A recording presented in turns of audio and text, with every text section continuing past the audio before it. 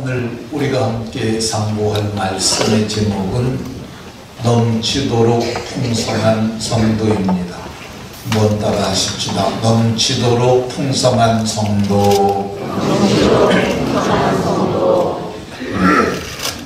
오늘 우리가 봉독한 본문 17절에 보면 넘치도록 다시 풍성할 것이라 이렇게 말씀하고 있습니다. 넘치도록 풍성할 것이라고 이렇게 말하는데, 이 원문에 보면은 토부라는 단어가 있는데 그걸 번역을 안 했어요. 이 토부라는 말은 창세기 1장에 보면 여호와 보시기에 좋았더라 할 때 토부라는 단어가 쓰였어요.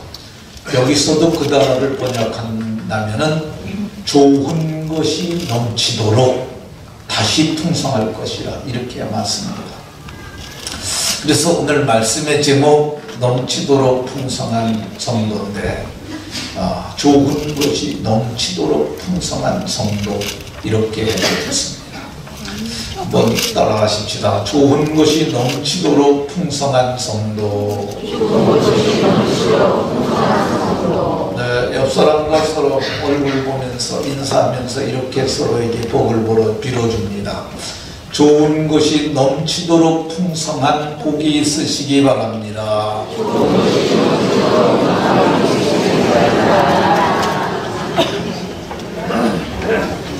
좋은 것이 넘치도록 풍성해지는 복이 모두에게 있으시기를 예수님 이름으로 축원합니다. 가난을 경험해 본 세대는 가난이 얼마나 힘든 줄 압니다. 가난은 참으로 힘들고 가난은 참으로 불편합니다. 전원주라고 하는 여인이 있습니다. 저희보다는 누님 세대 정도 되는 분 같은데 참 어렵고 힘든 세대를 겪은 분들입니다. 이분이 나와서 자기 자랑을 좀 했습니다. 나 자산이 한 20억 정도 된다고 얘기해요. 내가 통장이 한 20개가 되고 그러는데 이거 내가 알뜰하게 살아서 내가 모은 자산이라고 얘기를 했어요. 그분은 아주 알뜰하게 사는 것에 대해서 여러 가지 비결을 얘기를 했는데, 자기 스스로가 나는 절약왕이라고 해요. 나는 쓰고 남는 것 아니라 절약해서 쓰고 남는 건 바로 통장에다 다 집어넣는데요. 그러니까 통장이 두둑해지고 자산이 많아졌다고 얘기를 합니다. 자기는 비누 쪼가리 하나도 손톱만한 것들도 그냥 버리지 않고 그걸 다 녹여서 쓴다 그래요. 우리는 달력 있잖아요. 달력 뭐 찢어서 버리지 않습니까? 그분은 그걸 부드럽게 만들어서 다 휴지를 만들어서 쓴다고 합니다. 그분은 날이 추워지게 되면, 전원주 씨 사진 한번 다시 띄워보세요. 저게 이효리 춤이랍니다. 날이 추면은 우리는 보일러를 올리잖아요. 근데 저분은 보일러를 안 올리고 춤을 춘대요. 이효리 춤을 추게 되면 몸에 열이 나서 몸은 건강해지고 연료빈 덜 들어간다. 그래서 이효리 춤을 춘다고 합니다. 그래서 왜 그렇게 사냐 그랬더니 어릴 때 너무 어렵게 살았대요. 초등학교 졸업받고 3년 동안 집에서 밥하고 빨래하고 그랬는데 자기 어머니가 자기를 너무너무 학대를 해서 자기는 자기 엄마가 친엄마가 아니고 의붓엄마인 줄 알았대요. 근데 정말 먹을 것 없고 입을 것 없고 처서가 너무너무 불편한 것은 너무너무 힘들어서 내가 절대 가난하게 살지 않겠다고 악착같이 자기는 모아서 그렇게 살았다고 합니다. 근데 정말 가난은 힘들고 견디기 어려운 거예요. 이스라엘 백성들이 오늘 본문의 이전 70년 때 그렇게 살았습니다. 이스라엘 백성들이 하나님 앞에 범죄함으로 이 바벨론이라고 하는 강대한 제국을 건설했던 왕이 있었는데, 그 왕이 군대를 이끌고 와서 이스라엘을 전역을 초토화를 했어요. 그리고 쓸만한 사람들은 다 바벨론으로 잡아갔어요. 가서 뭐 했겠어요? 포로로 끌려갔으니까 거기서 3D 업종에 저들이 종사했을 것입니다. 그 땅에서 천대받고 살았어요. 돌아올 길이 없었는데 기적적으로 저들이 포로가 돌아옵니다. 그걸 포로 귀환이라고 이렇게 불러요. 우리가 일본에게 독립했던 것처럼 이스라엘 백성들이 압제에서 돌아오는 놀라운 기적 같은 일이 일어났어요. 근데 돌아온 이스라엘, 예루살렘에 거주하는 그 이스라엘에게 수가라라고 하는 선지자가 오늘 소망의 말씀을 합니다. 만군의 여호와의 말씀에 나의 성읍들이 좋은 것이 넘치도록 다시 풍부할 것이라고, 예전의 영광을 회복할 것이라고 이렇게 말합니다. 그러면 어떻게 그렇게 바벨론의 포로로 끌려가서 이 비참하게 살다 돌아온 그 난민들이 어떻게 좋은 것이 넘치도록 풍성해질 수 있을까? 첫 번째는 하나님께서 저들을 향한 진노를 거두심으로 좋은 것이 풍부한 백성이 됩니다. 우리 스가랴서 보고 있잖아요. 이게 성경을 보시면 2절에 여호와가 너희 조상들에게 심히 진노하였느니라. 하나님께서 진노하셨다고 말씀하세요. 왜 진노했겠어요? 말씀 버리고 제갈 길로 가는 거예요. 그래서 하나님이 너희는 내게로 돌아오라 그랬지만 저들이 악한 길, 악한 행위, 그래서 떠나서 돌아오지 아니하고 하나님의 말씀에 귀를 기울이지 아니하였어요. 그래서 하나님께서 진노하셔서 저들을 바벨론으로 옮기셨어요. 얼마 동안 옮기셨나? 성경은 70년이 되었다고 4절에 12절에 노하신 지 70년이 되었나이다. 70년이 되었어요. 왜 70년 동안 이스라엘 백성들을 예루살렘에서 바벨론으로 옮기셨을까? 저들이 안식일 지키지 않아서 그렇습니다. 예레미야로 하나님께서 말씀하시고 이 역대하 36장에 보면은 땅이 안식년을 누림같이 안식하여 70년을 지내었으니 하나님께서 이스라엘 백성들에게 주신 세상 사람들과 구별되는 게 하나 있는데 그게 안식일 지키는 거야. 이거 가벼운 것이 아닙니다. 이거 안식일 안 지키면 저들이 저주를 받는 거고요. 안식일을 지키면 복을 받는 거예요. 여러분들 어떻게 생각하세요? 안식일 안 지키고 저주 받는 게 좋겠어요? 안식일 날 푹 쉬고 복을 받는 게 좋겠어요? 어렵지 않죠? 다시. 안식일 안 지키고 저주를 받는 게 좋겠어요? 안식일 지키고 복을 받는 게 좋겠어요? 그렇죠. 안식일 안 지킨다는 말은 들판에 나가서 열심히 일하고 장사하고 그리고 저주를 받는 거예요. 근데 안식일 지키고 복을 받으라고 하나님 말씀하고 있어요. 근데 안식일 안 지키는 사람들은 어떤 의식을 가지고 안 지키느냐?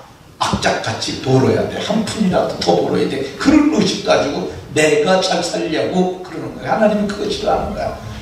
내가 복을 주겠다는데 너희는 악착같이 잘 살겠다고 그러니까 너희들 안식일 안 지킨 것을 내가 계산을 해서 70년 동안 이 가나안 땅에 정착하고 그들이 안식일 안 지킨 날을 계산하니까 70년이에요. 그러니까 하나님께서 그들을 바벨론으로 옮기셔서 땅의 안식을 누리겠다고 말씀합니다. 오늘 예수님 믿는 사람들도 마찬가지죠. 우리가 주의 날에 지금 안식의 복을 누리지 않습니까? 근데 주의 날에 안식하지 아니하고 일하러 간 사람들 많고 놀러 간 사람들 많아요. 그리하면 안 됩니다. 우리는 지금 여기서 누리는 안식이 영원한 안식의 모형이 되는 거예요. 우리 잠깐 우리가 여기서 70년을 산다고 얘기를 하면 약 6, 7년 정도가 안식을 지키게 되는데 이거 안 지키고 악착같이 살고 영원한 안식에 못 들어간다면 우리가 천국은 영원한 안식의 땅이에요. 그거 못 들어간다면 보통 손해가 아니죠. 안식일을 안 지켰더니 어떤 일이 일어나느냐. 이 스가랴와 같은 시대의 선지자가 학개라는 선지자예요.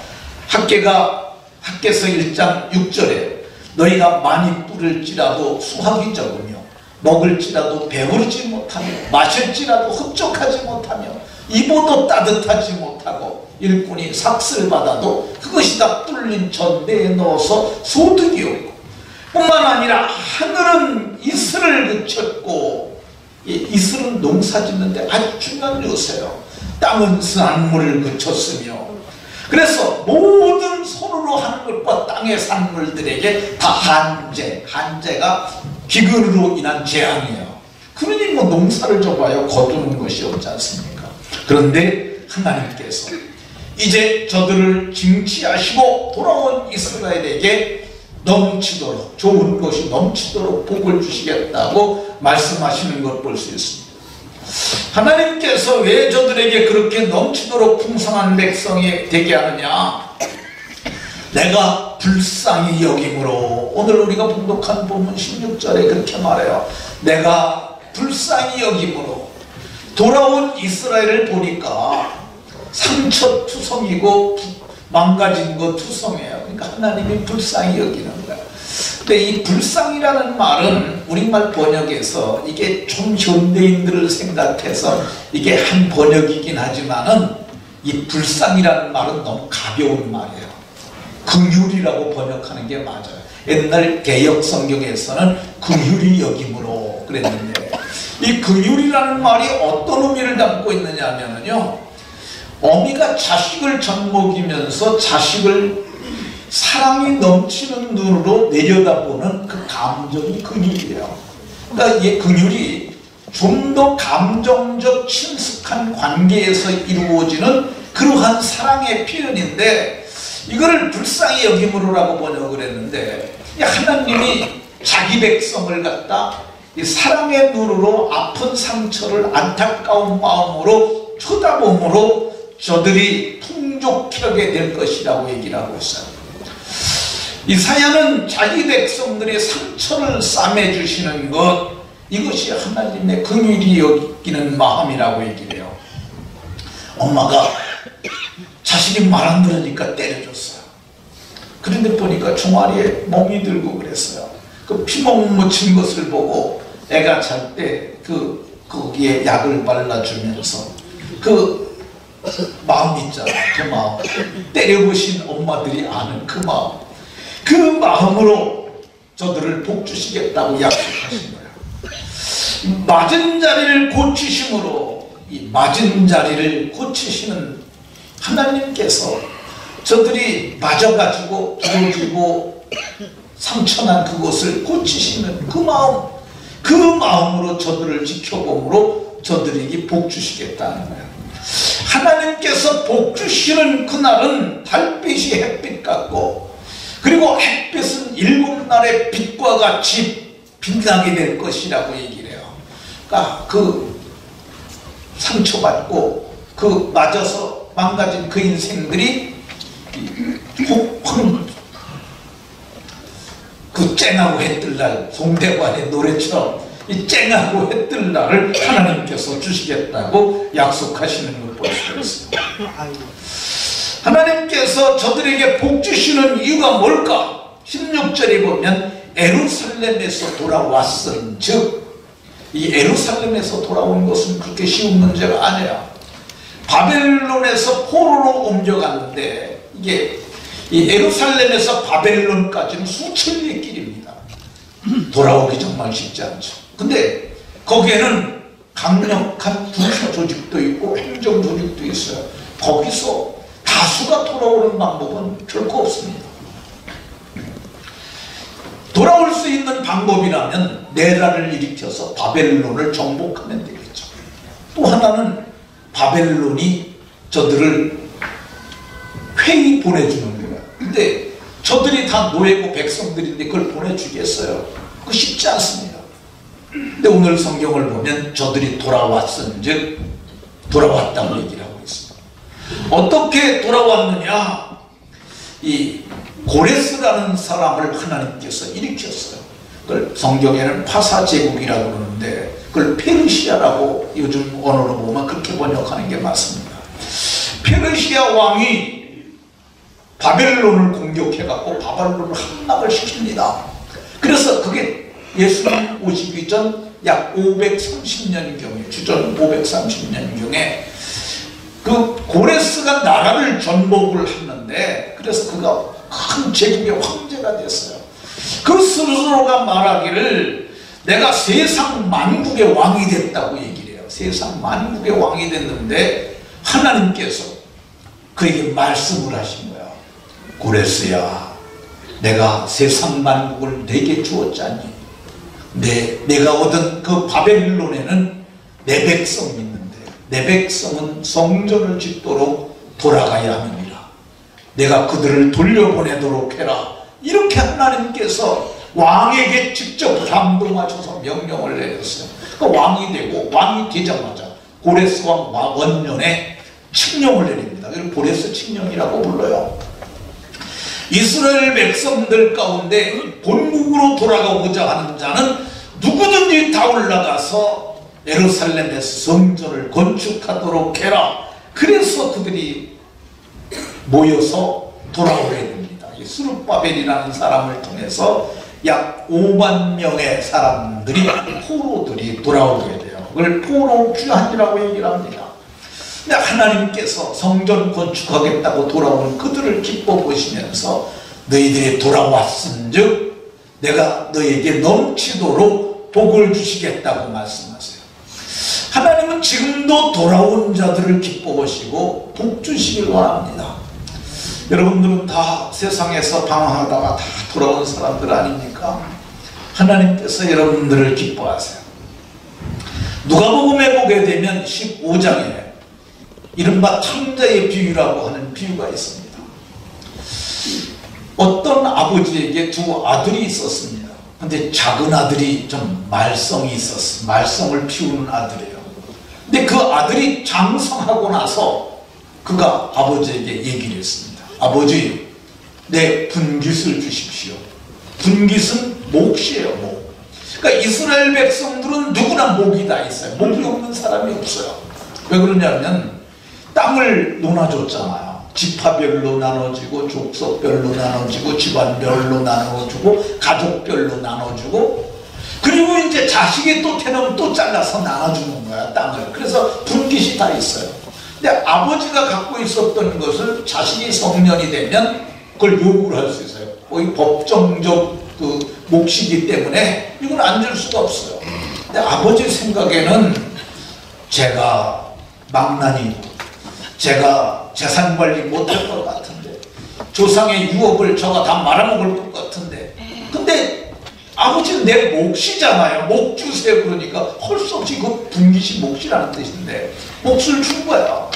그랬더니 며칠이 안 돼가지고 다 팔아가지고 먼 나라로 가서 허랑방탕하여 재산을 낭비하더니 마침내는 소유가 없으니까 남 밑에 가서 머슴살이를 합니다.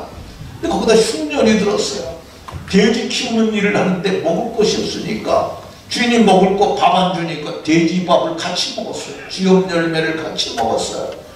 그러고 나서 자기를 생각해 보니까 내가 너무 잘못했구나, 그 생각이 듭니다. 하나님, 내가 하늘 아버지와 내 육신의 부친에게도 내가 죄를 졌으니 내가 아버지의 자식으로 이렇게 얘기를 할 수 없겠지만 내가 아버지 집에 돌아가서 나를 품꾼이 하나로 써달라고 그러면은 내 아버지가 써줄 것 같으니 내가 이제 돌아가겠나이다.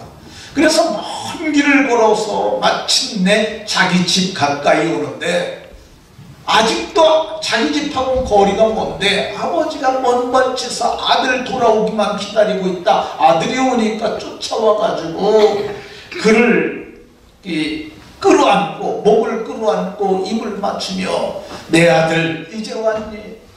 이제 왔니? 내가 너를 얼마나 기다렸는지 아니? 너는 죽었다가 살아난 내 아들과 같다. 그러면서 그를 끌어안고 잘 왔다고 얘기합니다. 근데 아들이 그러는, 아버지, 나는 하늘과 아버지께 죄를 지은 죄인이에요. 아버지, 나를 자식으로 보지 마시고 품꾼의 하나로 봐주세요. 나를 머슴처럼 머슴대우만 해주세요. 근데 아버지가 아니다. 그러면서 그에게 새 옷을 갖다 입히라고 얘기를 합니다. 이게 옷은 신분을 변화하는 듯하는 거예요. 새 옷을 입혀요.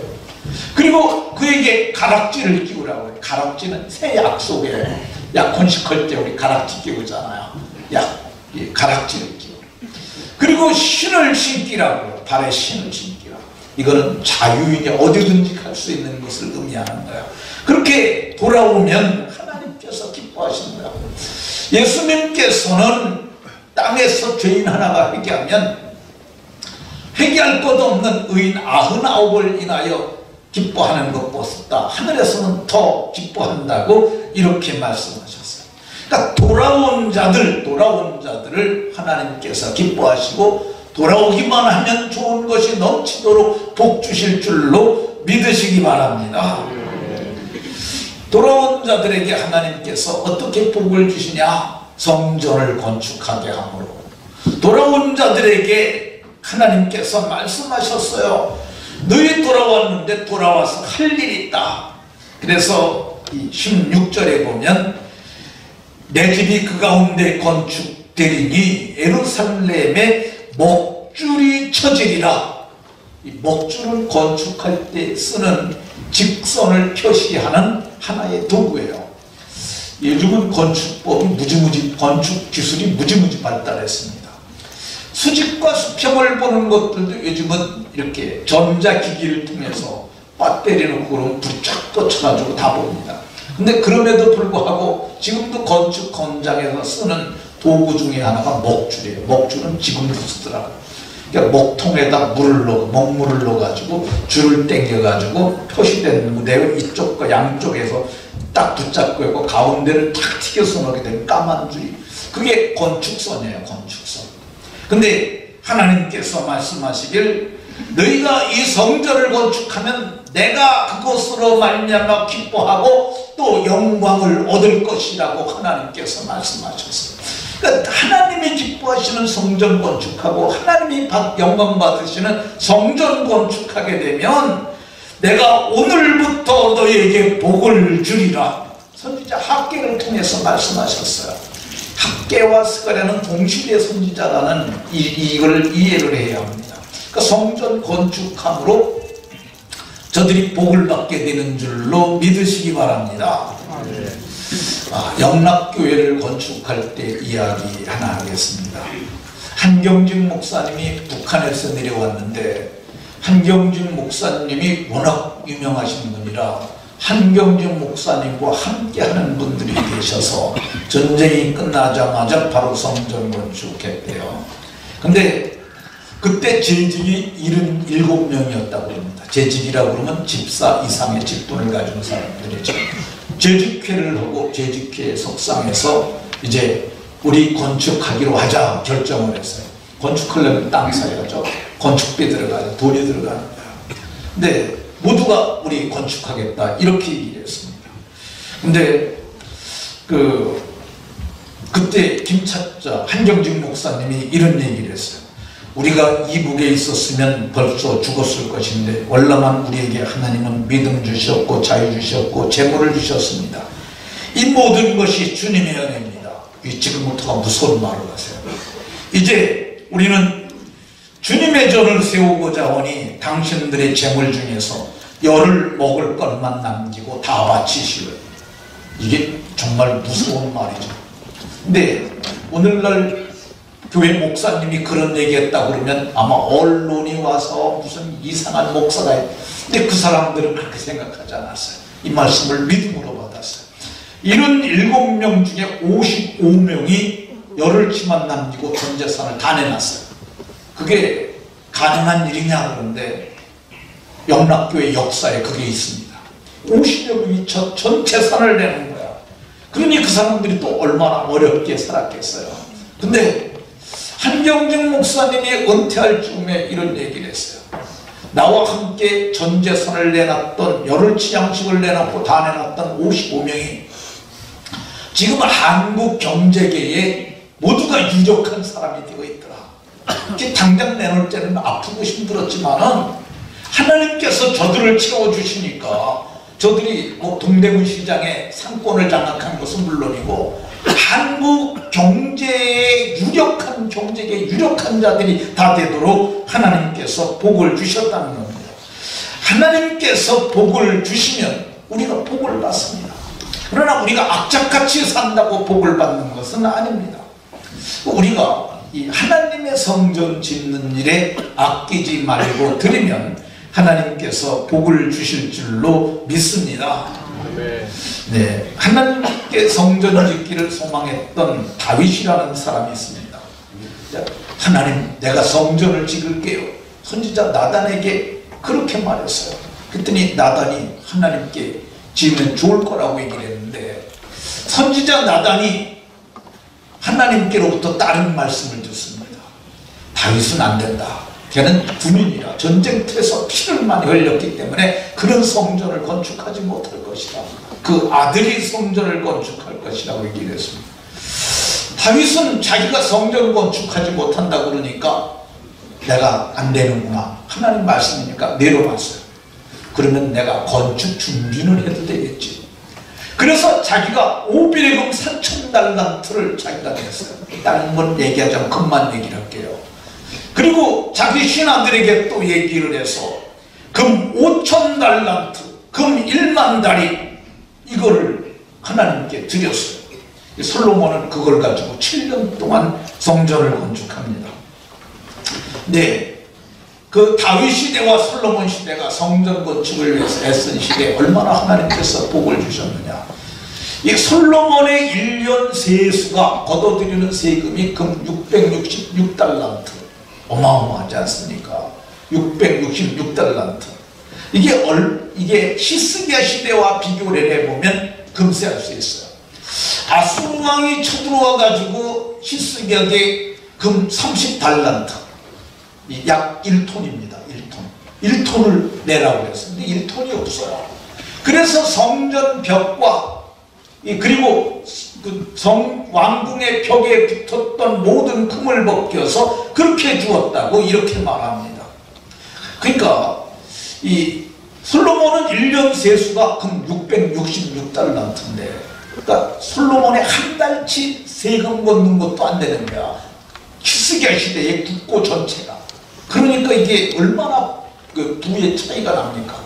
근데 성전 건축에 힘쓴 그들에게 복을 주셨는데 역대하 9장에 보게 되면 솔로몬의 왕의 재산 지혜가 천하 모든 왕들보다 더 컸고 그가 통치하던 통치 지역이 솔로몬이 유브라데 강에서부터 블레셋 땅과 애굽 지경까지 모든 왕을 다스렸어요. 그걸 봉주와 봉신이라고 얘기를 합니다. 한 사람은 주인이 되고 한 사람은 신하가 되는 거예요. 신하 국가가 그 주변에 있는 모든 왕들이 다 솔로몬에게 와서 봉주, 봉신 계약을 맺고 매년 조공을 드리며 그렇게 솔로몬을 섬기도록 하나님께서 복을 주셨어요. 우리도 하나님께 돌아왔으니까 돌아온 자들이 성전을 지음으로 복을 받아야 합니다. 근데 목사님 우리 예배당 잘 잡고 여기서 예배하고 있는데 무슨 또 성전을 지읍니까? 이럴 수 있는데 성전이 솔로몬 시대는 건물로서의 성전이었어요. 근데 거기에 하나님이 신비하게 와 계셨어요. 그러니까 성전은 하나님이 계신 곳이 성전이에요. 근데 예수님이 하나님이신지라 그분이 사람으로 오셔가지고 예루살렘 성전을 보면서 그건 헤롯 성전이죠. 그걸 보면서 이렇게 말했어요. 너희가 이 성전을 헐라 내가 사흘 만에 일으키리라. 근데 많은 사람들이 그 얘기를 듣고 이렇게 말했어요. 이 성전은 46년 동안 지었건을 내가 어찌 3일 동안 일으킨다고 하느냐. 근데 요거를 사도 요한이 추석을 합니다. 예수는 성전된 자기 육체를 가리켜 말씀하신 것이라. 그러니까 예수님은 자기 몸이 성전이에요. 그 육체를 가리켜 말씀하신 거예요. 그리고 사흘 만에 다시 일으키리라 말씀하신 대로 예수를 헐어서 죽였지만은 예수님은 사흘 만에 다시 부활하셨지 않습니까? 그러니까 예수님이 성전이에요. 근데 그럼 예수님 하늘로 올라갔는데 성전 없어진 거 아니냐? 아닙니다. 예수님이 계신 곳이 성전이 되는 거예요. 바울 사도는 네 몸이 하나님의 성전이라고 얘기해요. 개가 살면 개집이고요, 돼지가 살면 돼지집입니다. 아무리 잘 줘도 소가 살면 외양간이에요. 근데 왕이 살면은 궁이라고 부릅니다. 왕궁. 초라해도 왕이 사니까 왕궁이 되는 거야. 하나님이 살면은 그게 성전이에요. 근데 우리가 예수님 믿으면 성령 받습니다. 성령이 너 안에 계시니까, 예수가 너희 안에 계시니까 우리가 성전이라고 이렇게 얘기를 하고 있습니다.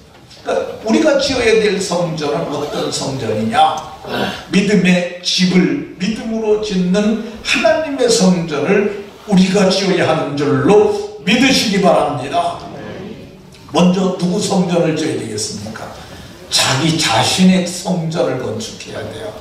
자기 자신의 성전이 깨끗하고 정결하고 아름답고 화려하고 하나님을 모실 만하게 영광스럽게 지어야 할 줄로 믿으시기 바랍니다. 유다서 1장 20절에 보면, 여기에 유다는 갸론 유다 아니고 예수님의 동생 유다입니다. 거룩한 믿음에 자신을 세우며 그랬는데, 이 자신을 세우며라는 세우며라는 이 동사가 이게 합성어예요. 합성어. 이 에피라는 단어와 오이코도메오라는 단어가 합쳐진다는데, 에피는 무엇 위에, 얘는 건축하고, 그 오이코도메오는 집을 짓다라는 뜻이에요. 근데 건축 용어를 유다가 이 성경에다 집어넣은 거야. 그러니까 자기 믿음의 집을 잘 지라는 거야.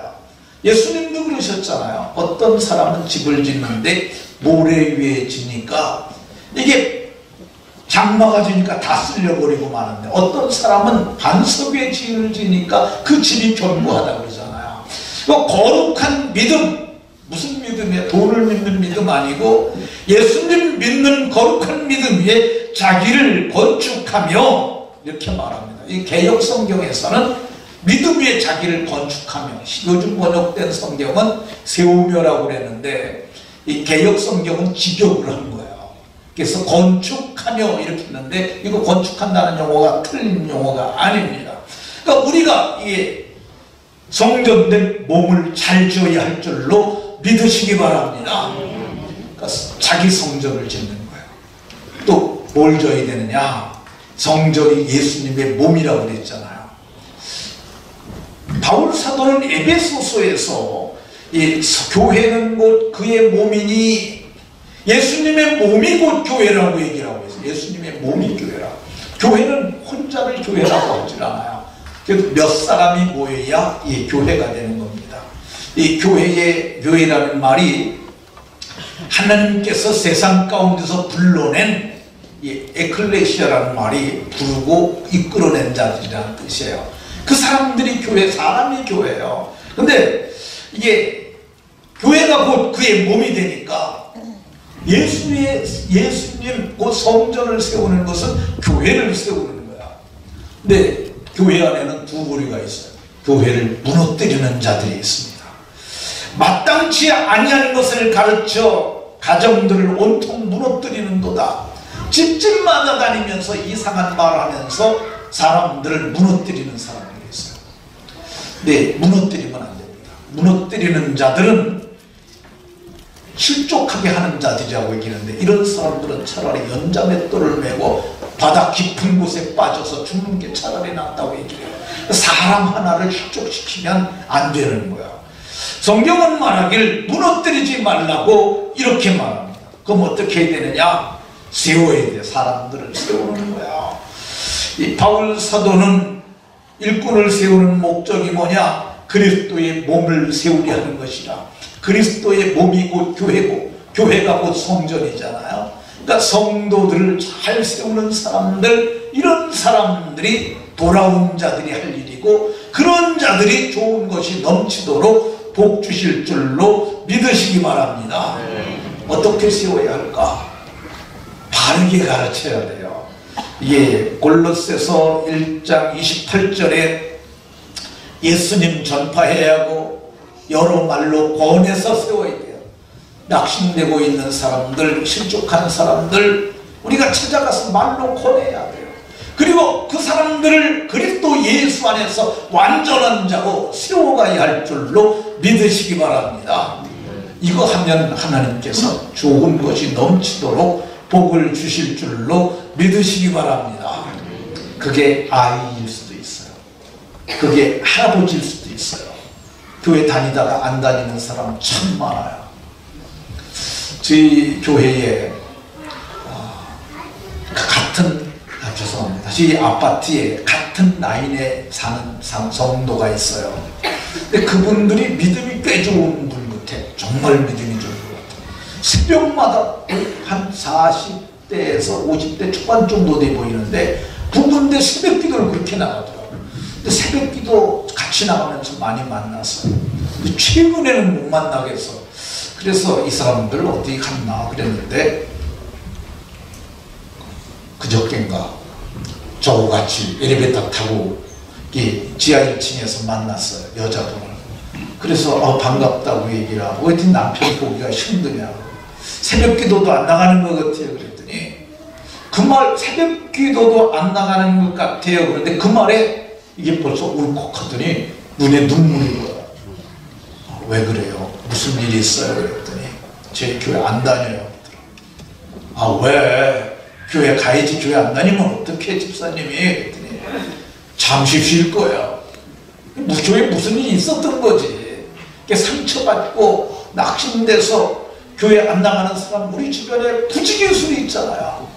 찾아가서 그들을 세워줘야 합니다. 그렇게 하면 안 된다고 얘기를 하고 나하고 함께 가자고. 그 교회 나가기 힘들면 우리 교회 가자고. 우리 교회 좋은 교회라고. 그래서 여러분들이 이끌고 오는 거야. 그래서 다 데리고 와서 여기가 자기를 새롭게 건축하는 성도를 세우는 그런 교회가 되어야 합니다. 오늘 성경은 돌아온 자들에게 복 주시는데 어떤 일을 하는 자들에게 복 주시느냐? 목줄을 띄우고 성전을 건축하는 자들에게 좋은 것이 넘치도록 주시겠다고 약속하고 있습니다. 여러분들 모두가 좋은 것이 넘치도록 하나님께서 복 주시는 복 있는 권속들이 다 되시기를 예수님의 이름으로 축원합니다.